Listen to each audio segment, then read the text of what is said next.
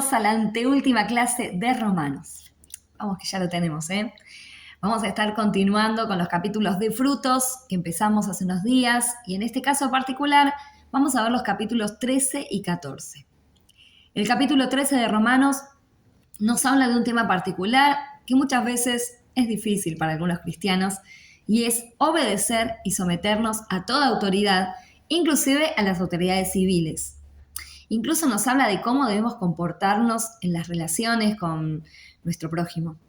Así que siempre esas relaciones tienen que ser desde el amor. Leamos Romanos 13, versículos 1 al 2 para introducirnos ya de lleno en este tema. Y dice así: sométase toda persona a las autoridades superiores, porque no hay autoridad sino de parte de Dios, y las que hay por Dios han sido establecidas. De modo que quien se opone a la autoridad, a lo establecido por Dios resiste, y los que resisten acarrean condenación para sí mismos. Es importante destacar que toda autoridad ha sido establecida por Dios y depende de Él. El apóstol Pablo, claro, no estaba hablando acerca de los gobernantes de turno, sino de las personas que ocupaban esas posiciones de autoridad. El Señor nos dice que la figura de autoridad fue instituida por Él y depende de su autoridad delegada. Por lo tanto, cualquiera que se rebele en contra de esa autoridad delegada se está rebelando, se está oponiendo a la autoridad de Dios. Con Dios mismo se está enfrentando. ¿Y qué sabemos? Sabemos que Dios aborrece la egolatría. Ese fue el pecado original de Satanás. Muchas veces cuestionamos la autoridad porque nos fijamos en la persona que está ocupando ese lugar, sin tomar en cuenta que detrás de esa persona hay un principio de autoridad que Dios ha establecido y que representa su autoridad delegada. Dios va a juzgar a esas autoridades por cómo llevaron a cabo sus gestiones, sus gobiernos, por su corrupción, sus pecados, sus injusticias, pero a nosotros nos va a juzgar por cómo respondimos a ese concepto de autoridad que había sido delegada en esa persona.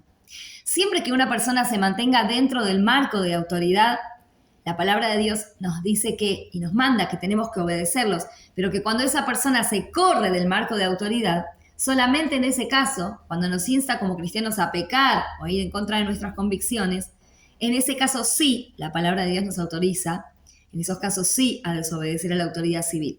Pero no debemos desobedecer por rebeldía a la autoridad civil, sino que debemos desobedecer por obediencia a Dios. Tenemos algunos ejemplos de esto en Hechos capítulo 4, 19 y en Hechos 5, 29, donde los apóstoles decían: es necesario obedecer a Dios antes que a los hombres. Continuando con este capítulo 13, se nos dice que hay 3 razones por las cuales debemos obedecer a las autoridades civiles. Número 1, porque tienen el poder para castigar, dice el versículo 4. Número 2, por razones de conciencia, y habla de tener una conciencia limpia delante de Dios, en el versículo 5. Y finalmente, el versículo 11, nos habla de que debemos obedecer a las autoridades porque la venida del Señor está cerca. Otro concepto muy importante que nos enseña Pablo en este capítulo 13 es pagar a cada uno lo que le corresponde y no deberle nada a nadie. ¿Qué significa esto de pagar a cada uno lo que le corresponde? Significa que debemos cumplir siempre nuestra obligación moral con ellos. En el caso de la autoridad civil son los impuestos, los tributos. En el caso de las personas es respeto y es honra. Debemos asegurarnos de tener siempre en cero ese saldo de respeto, de honra y, por supuesto, pagar nuestros impuestos. ¿Cuántas personas o pastores o líderes o amigos nos han bendecido y servido? Bueno, a ellos les debemos honra. Aquellas personas que ostentan un testimonio espiritual a lo largo de los años, les debemos respeto. Y llegó la hora de entender la diferencia entre la obediencia y la sumisión. La obediencia es una acción, mientras que la sumisión es una actitud. Respondemos siempre a otros en sumisión, no porque ellos se lo merezcan, sino porque Dios se lo merece. Y Dios se lo merece porque Él nos ha mostrado su amor en Jesucristo. De la misma manera, aquellas personas que se sujetan, que se someten a nuestra autoridad, deben recibir ese mismo amor que nosotros hemos recibido de parte de Dios. La segunda parte de este principio fundamental es que no debemos deberle nada a nadie. Y esta es una parte fundamental de esta nueva vida en Cristo. de la vida cristiana consagrada.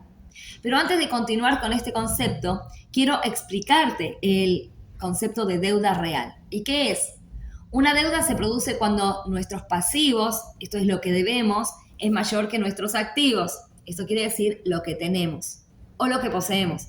Pero en estricto rigor es cuando nuestros pasivos corrientes son mayores que nuestros activos corrientes. ¿Qué significa que una deuda sea corriente? Significa que me la podrían exigir en el muy corto plazo. De otra manera, los activos son corrientes cuando puedo cambiar eso que poseo por dinero de la forma más rápida y más fácil posible. Por eso el activo más corriente que existe es el dinero. Y quiero darte un ejemplo, porque muchas veces, aunque tus activos sean mayores que tus pasivos, aunque lo que vos tengas sea mayor, quizá no es tan fácil de cambiar por dinero en el corto plazo y vas a llegar a tener un problema de deuda que no queremos tener jamás ninguno de nosotros.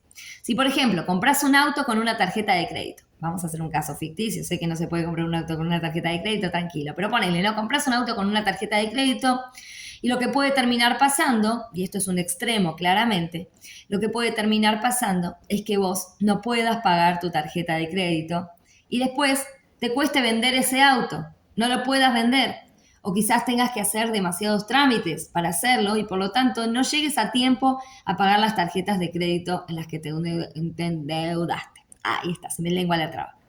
Otro caso opuesto, en donde no habría una deuda, es cuando, por ejemplo, vos sacás con tarjeta de crédito en 12 cuotas sin interés un producto, teniendo el dinero, pero a ese dinero lo depositas para que te genere intereses durante esos 12 meses. Si esa inversión que vos hiciste es muy fácil de liquidar y podés tener el dinero en mano rápidamente, no es una deuda, aunque aparezca una deuda en tu extracto bancario. Bueno, es complicado de entender, pero qué bueno que nosotros podamos aprender a ser buenos administradores y no endeudarnos, porque eso nos lleva a esclavitud y no es buen testimonio. Ahora quiero que entendamos que la palabra de Dios nos dice que hay una sola excepción para esta regla de no deberle nada a nadie, y está en el versículo número 8, donde dice, sino el amarnos unos a otros. Así que la única deuda que la palabra de Dios nos permite tener es una deuda de amor. Esta deuda de amor primero es con Dios, pero en consecuencia es con cada uno de nuestros hermanos y aún con nuestro prójimo. Vivir amando a nuestro prójimo es la forma de poder cumplir con la ley de Cristo. Toda la ley de Dios se resume en esta sola palabra, amar, en este solo mandamiento, amar, porque todo lo que nace del amor no peca. El amor debe ser, entonces, la motivación constante en todas nuestras relaciones. Finalmente, el apóstol Pablo en los versículos 11 y 14 nos exhorta a obedecer y a someternos, a amar al prójimo. ¿Por qué? Porque una razón fundamental es que habla de la venida de Cristo. La gloriosa venida de Cristo nos dice, es inminente. Por lo tanto, es tiempo de desechar las obras de las tinieblas, de ser sobrios y de caminar de día. Como aprendimos en el capítulo 8, no debemos proveer para los deseos de la carne, sino para los deseos del Espíritu.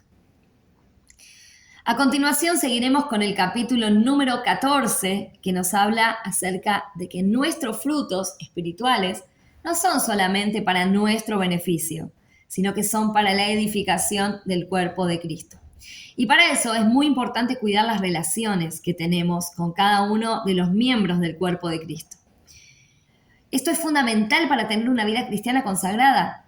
No existe una vida cristiana consagrada individual, sino que somos una parte integrada del cuerpo de Cristo. Y dentro de nuestra relación, dentro de nuestros relacionamientos, tenemos que tener especial cuidado en la forma en que nos relacionamos con aquellos hermanos y hermanas que son más débiles en la fe.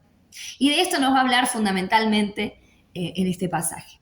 Hay dos principios que Pablo nos enseña al respecto de esto. El primero es no juzgar y el segundo es no hacer tropezar. Quiero repetírtelos. El primero, no juzgar y número 2, no hacer tropezar. Entonces, los primeros versículos de este capítulo, número 14, nos detallan la responsabilidad que vos y yo tenemos frente a los hermanos más débiles. Dice que debemos ser respetuosos de sus convicciones. Escucha bien, nunca te rías. Nunca fuerces las convicciones que otras personas tengan, aunque te parezcan débiles. No dejes que nadie tampoco te convenza a vos de esas convicciones, que te dan paz a tu conciencia frente a Dios. Y esto es porque todos amamos a Dios y servimos de acuerdo a nuestras convicciones. Claro, mientras uno va madurando y creciendo, esas convicciones se van afirmando. Pero todo lo que nosotros hacemos sin la aprobación de Dios en nuestra conciencia, entonces eso es pecado. Todo lo que no haces por fe, lo que haces por miedo, por convicción, por obligación, termina siendo, según lo que dice la palabra de Dios, también pecado. Así que tenemos que actuar de acuerdo a la conciencia, lo que el Espíritu Santo dicta a nuestra conciencia. Algunas personas les van a querer imponer sus libertades a otras personas, pero no tenemos derecho a forzar las convicciones de otras personas por las libertades que nosotros mismos tenemos. La palabra de Dios dice que si nosotros disfrutamos de algunas libertades, pero que violan las convicciones de nuestros hermanos más débiles, debemos restringir nuestras libertades por amor a ellos. La regla entonces es, por un lado, no menospreciar a los que tenemos libertades, pero por otro lado, no juzgar de forma fariseica a los que tienen más libertades, ¿no? Los que tienen menos libertades no pueden juzgar a los que tienen más. Por ejemplo, si un hermano en su convicción cree que no debe tomar alcohol, que no debe tomar ni una copa de vino, ninguna libertad que otro hijo de Dios pueda tener que diga, le puede hacer decir, toma absolutamente todo, ¿no? Toma, dale, no creas eso. Nadie puede imponerlo a eso, porque en su conciencia delante de Dios, esa persona cree que está mal. Ahora, de la misma manera, un hermano que cree que está mal tomar vino o una copa de vino en la comida, no debería tampoco estar juzgando al hermano que sí lo hace. Las razones que nos impone el capítulo 14 para todo lo que venimos hablando son las siguientes. Primero dice, nadie debe juzgar al criado de otro, en este caso de Dios, en el versículo 4.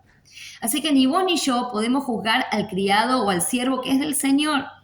Él solo se encarga de cada uno. Segundo, cada uno debe, como dice el versículo 5, seguir lo que dicta su conciencia. Número 3, lo que hacemos, dice el versículo 6, o lo que no hacemos, lo hacemos para el Señor. Y después los versículos 10 y 11 nos hablan de que todos los que juzgamos compareceremos ante el tribunal de Cristo. Acá no está hablando del juicio por cielo o infierno, sino de un tribunal de Cristo para los cristianos, donde cada uno daremos cuenta de nosotros mismos, no por lo que haga el otro, sino por lo que vos hayas hecho. Más adelante, en los versículos 13 al 23, encontramos principios para los hermanos fuertes, para los hermanos que tienen más libertades que otros. ¿Sabes que cuando menospreciamos a un hermano por su falta de libertad, lo que estamos haciendo es corriendo el riesgo de que ese hermano más débil se pierda?